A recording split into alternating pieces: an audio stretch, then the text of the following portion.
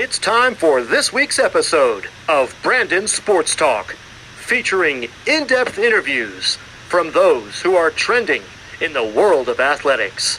And now, here's the host of Brandon Sports Talk, Brandon Pate.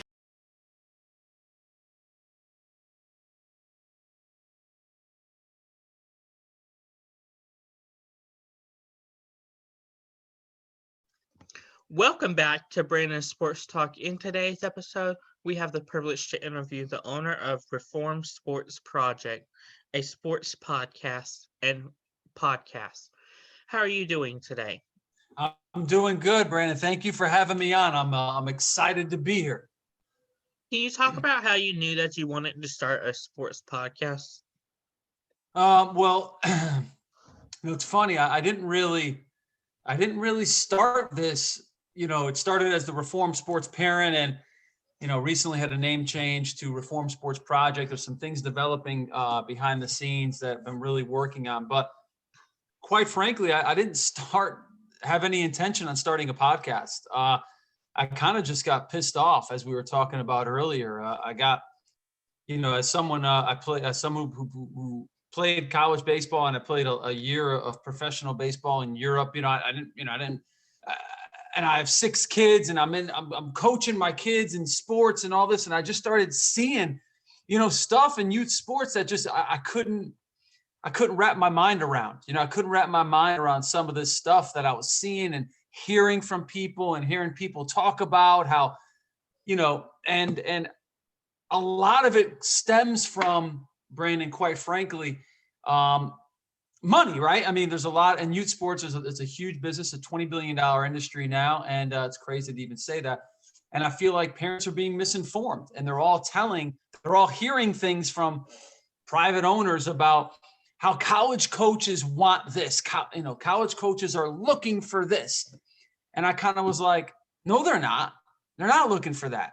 That's crap. And I kind of just, like I said, got pissed off and was like, well, I'm going to leverage my relationships that I have with coaches that I know and players, and kind of prove everyone wrong. And I don't know if I've done any of that, but I think fortunately we've been able to pick up a pretty decent audience and some passionate, parents and coaches and kids out there who are certainly, it seems to be digging the content. So it really didn't start off as anything other than me getting pissed off and wanting to prove to people that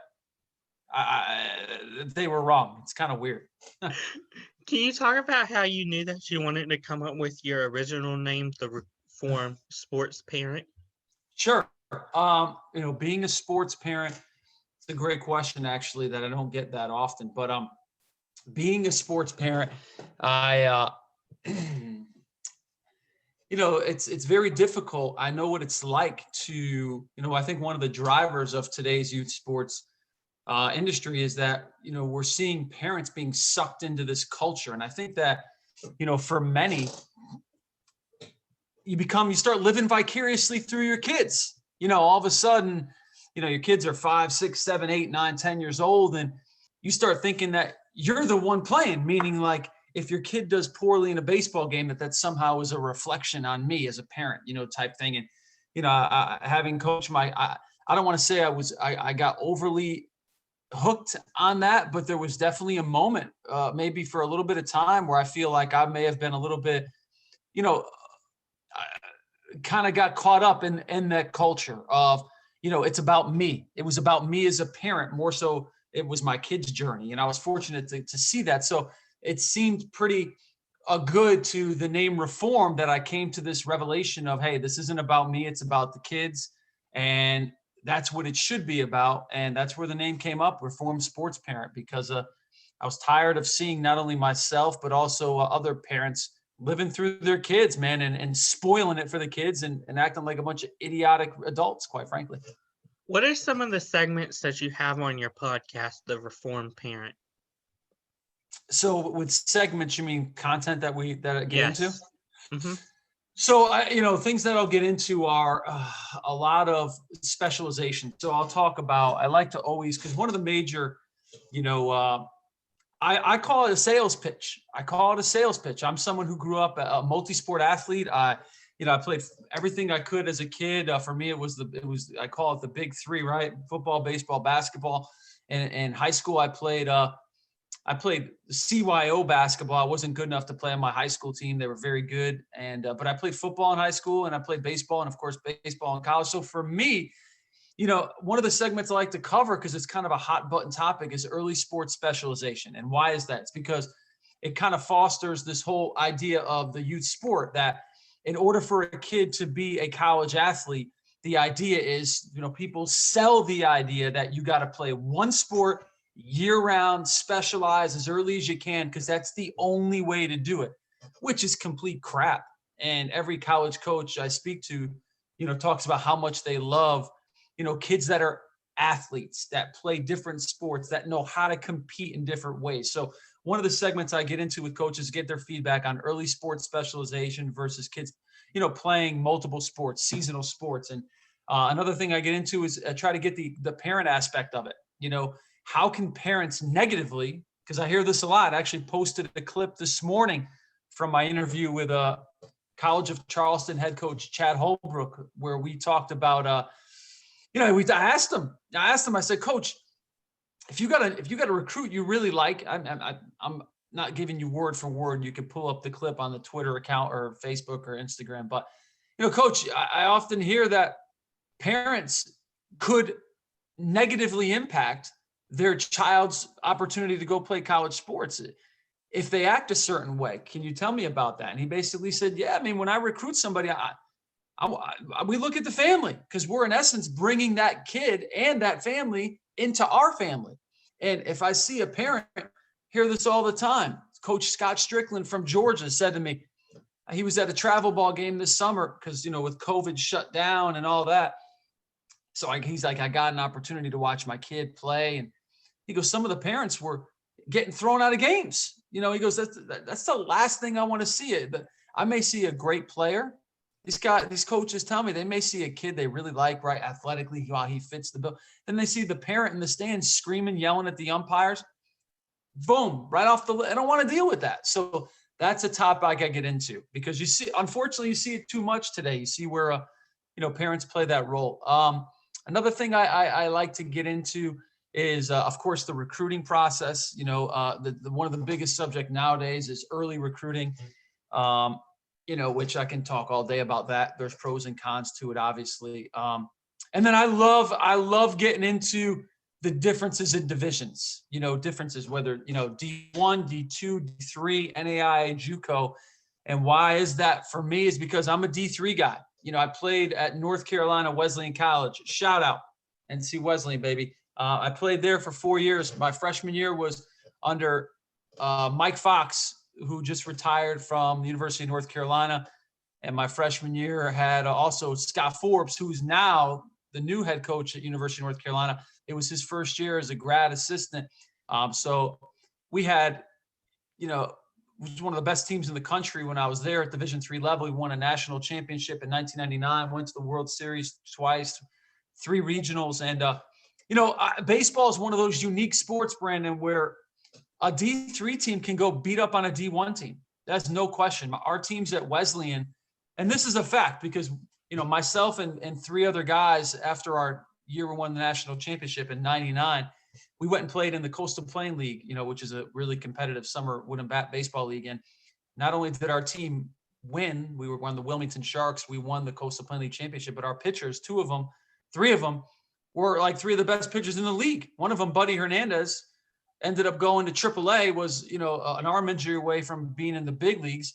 So why am I rambling about this? Because we were a D3 team, but if you put us against the good mid-major back then, we're gonna probably hurt. There's a good chance we're gonna hurt their feelings, and that mid-major is gonna walk out of there with an L. I mean, that's just a fact. So baseball is that unique sport, though, right? Talk about junior colleges. There's junior colleges in Florida and on the West Coast and all over the country that'll go shove it up a D1 team's behind any day of the week because they got pitchers that are just waiting to get drafted. So I love talking about the difference of divisions because there's a D1 or bust mentality today. It's like, if you're not getting recruited by Vanderbilt or Carolina, you suck. If you're not going in the SEC or ACC, you suck. And I think that's just so bad because not only from a competitive standpoint where there's the NAI, D2, D3 teams, junior college teams that can compete with anybody. But to me, being a college athlete is about the experience. And that same experience that I had at North Carolina Wesleyan College, winning a national championship with my teammates, I've talked to guys who've won in Omaha. I know I have friends of mine who went to Omaha. That feeling that I had is the same feeling that those guys had, except they may have had, half the country watching them and 40,000 fans in the stands. We may have 2,000 fans in the stand, but it's the same feeling. So my point is the value of sports and being able to play in college shouldn't be devalued based on the division you're at, because Coach Corbin said to me, everybody's running their own race. Everybody's running their own race. That's an important thing to think about. So I'd like to advocate for those kids who are on national TV every weekend. There's kids out there working their tail off. Don't devalue that experience. And kids, if you have the opportunity to play college sports at any level, I put this tweet out there a couple weeks ago, you're a stud, because only 7%, roughly, it's actually a little less than this, and this is on the NCAA website, only 7% of high school participating athletes get to play college sports at any level. So, I mean, if you get to play college sports, you're in a special group. So I love talking about the differences of divisions, giving that information to kids. And then just a few others, I like to let coaches talk about ask them why they value competition. I can go on and on about this stuff, Brandon. Don't get me fired up. I'll keep you on here longer than anybody's ever had on here. Can you talk about, of course, how do you get some of the people that you get? Because I know personally, some of the people that you've got, I've tried to reach out to and I can't get in contact with them. Either one, they don't have an email on their official website, or they just maybe not reach out to me back. I deal with that too. And I think it's, and I've been very fortunate to have, and this is another reason why I advocate for kids to play sports. And I'm a D3 athlete. I got friends and guys and old teammates that played at the highest level, that were big leaguers. And that's from my experience. So I've been fortunate to kind of, use those relationships, mutually. Hey, I'll give you a good example is, one of my good friends who I played with on that Wilmington Shark team in the Coastal Plain League, his name is Michael Johnson. He was an All-American at Clemson.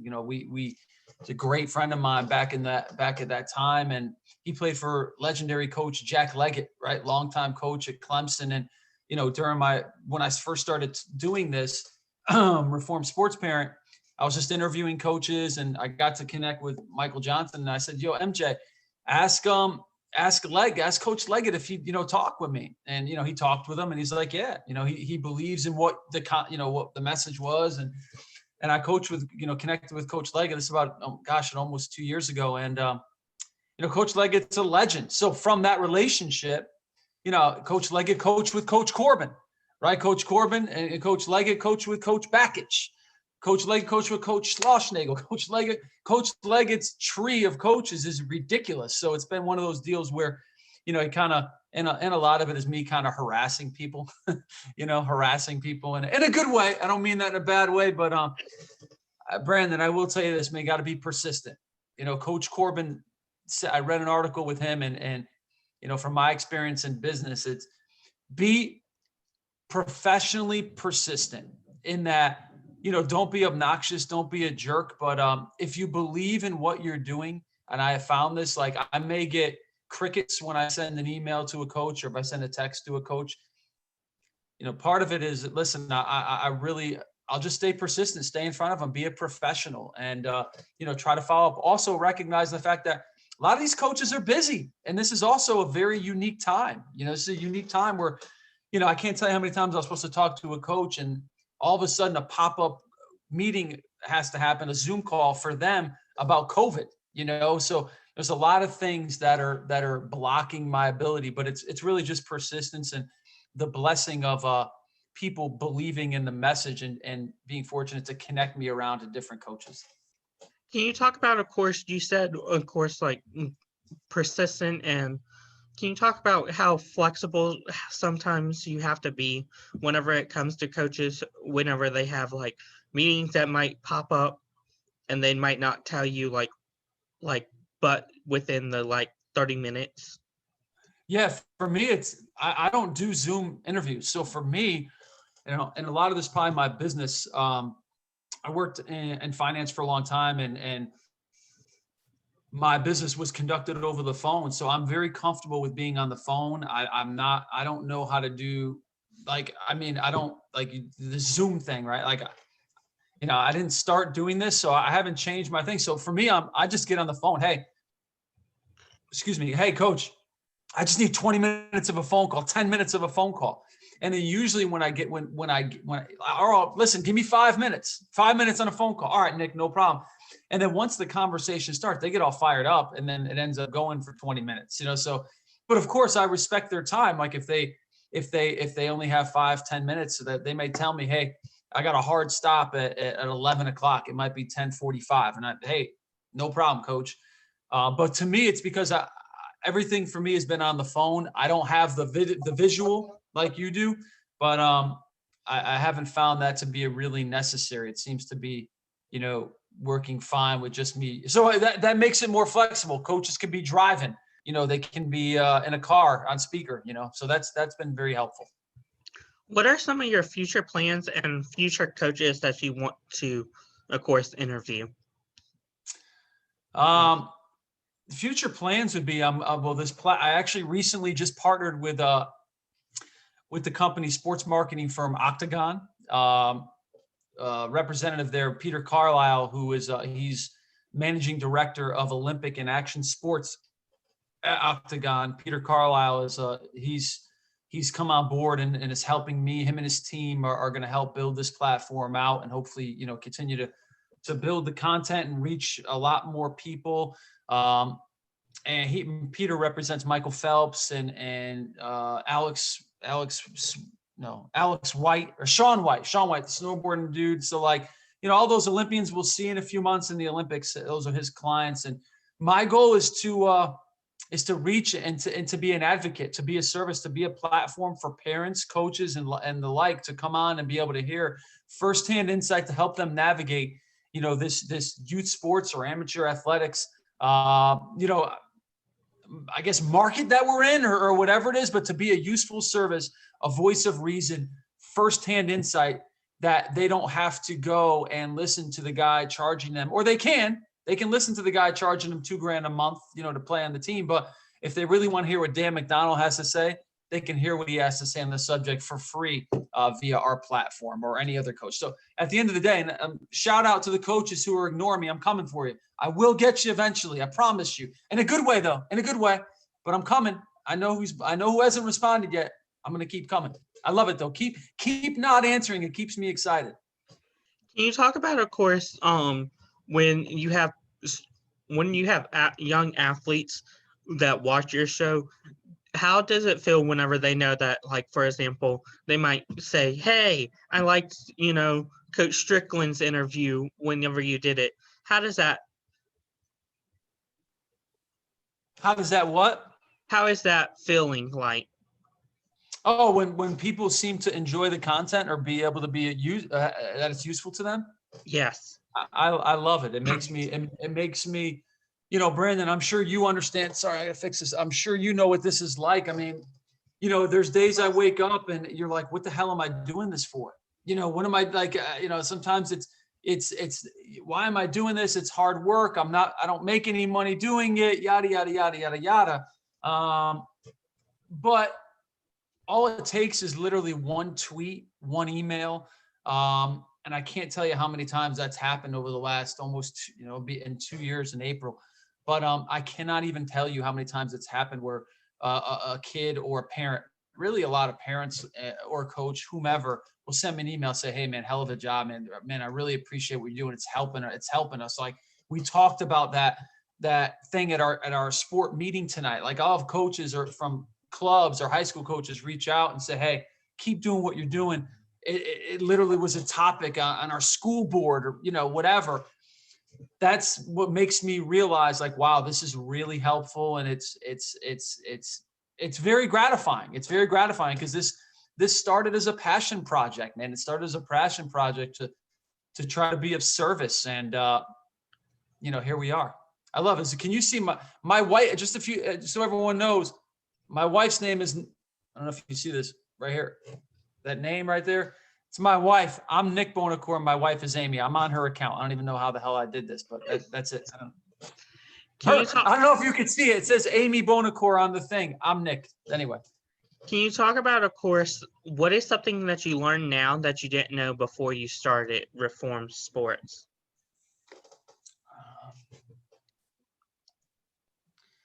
I didn't know how much of the Wild West this youth sports environment really is. I had an idea. That's why I started it, because I was like, man, something's not right.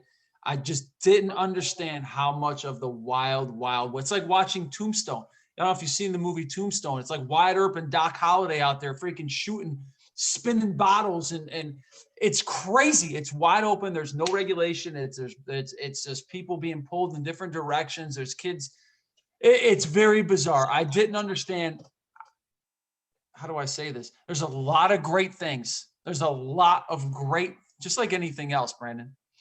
With a lot of good, there's a lot of bad, or, there's some bad, some good, whatever. I didn't realize how much of the Wild West and how much of a freaking business youth sports has become, but it is a damn business, and it's a multi-billion-dollar business.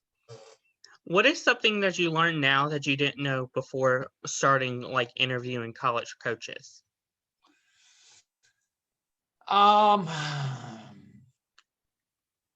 I didn't know. What didn't I know? This is a good question. Give me a second. I didn't know. I probably didn't know. People always talk about the process. It's, you hear that a lot from coaches. Like, it's not about the results, about the process. I've known that from my professional life, about the process, of and sales and things like that. Like, it's a numbers game and all that. I didn't really understand the process, quote unquote, the process of athletic development, or I didn't really understand how the process of becoming the best at something you can be can translate from every single field. And I've learned a lot about what the process is, and applying a lot of the things that I hear from college coaches and all these interviews, I apply to my daily life. And a lot of that is that process, which is, never get too high, never get too low. You've got to show up every day. You've got to show. What separates people is they get hot for a minute. You get excited, passionate about something. You do it for a day, you do it for a week, you do it for a month, you do it for 6 months. Then you stop doing it. The ones who become successful, who truly become successful, they become borderline, I don't want to say obsessed. They are obsessed. They become borderline possessed by the process. Possessed. And if you look at the best athletes, look at the best coaches, they're obsessed. You could say it might even be into a certain degree in an unhealthy way, but I really believe that that is something I've learned, is if you really want to be successful at something, there's a way to do it, but you have to become, in a healthy way, obsessed with what you're doing. And I can promise you, I am freaking obsessed about doing this right now. That's wonderful. What advice would you give upcoming sports talk podcasts looking to get started in something like you? What I would recommend you do is something my old college teammate, shout out Dan Soleil, Travel Man Dan, guy's a YouTube lunatic. I love him, actor. He told me in the very beginning, I reached another relationship. I asked Travel Man Dan, Danny Soleil, I said, Dan, dude, how do I do this internet thing? I don't know what I'm doing. He goes, dude, just press the freaking button. Just start. Because I was worried about, it's going to suck. I'm going to make mistakes. I don't know what I'm saying. He goes, dude, just press the send button. Press it and keep pressing it and keep pressing it. You're going to make mistakes. You just keep on going. And it's a great piece of advice. So my advice would be, if you have passion for something. Don't talk about it. Be about it. And no matter, you're going to have fears. That's normal. Fears are normal. The difference is when you have fears is working through those and fighting through them, regardless of how it makes you feel. So follow your passion, follow your gut, because it'll never steer you wrong. Where can my listeners find, of course, your podcast at on social media, along with if this on podcast platforms? So right now we're in the process. So you can go to the social media channels, which our Twitter feed is Reformed Sports Project. The Twitter handle is Reformed SPT, SPOT, and then or SPT Project. So you just go on the Twitter and Reform Sports Project. Go on Facebook. Facebook is where the biggest audience is, like 80,000 people, something like that.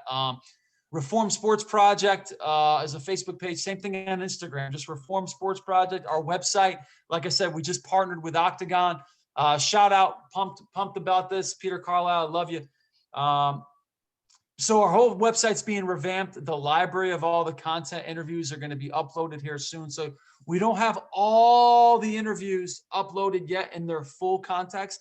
What's available are tons and tons and tons of audio clips from each interview that you can hear on the social media channels right now. But updates will be coming soon with everything here live.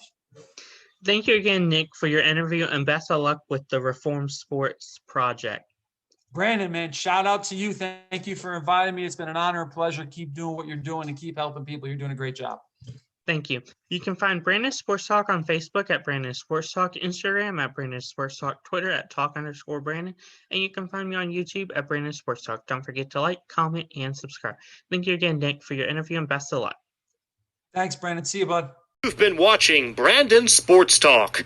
Please feel free to like, share, and subscribe to Brandon Sports Talk on social media and on YouTube.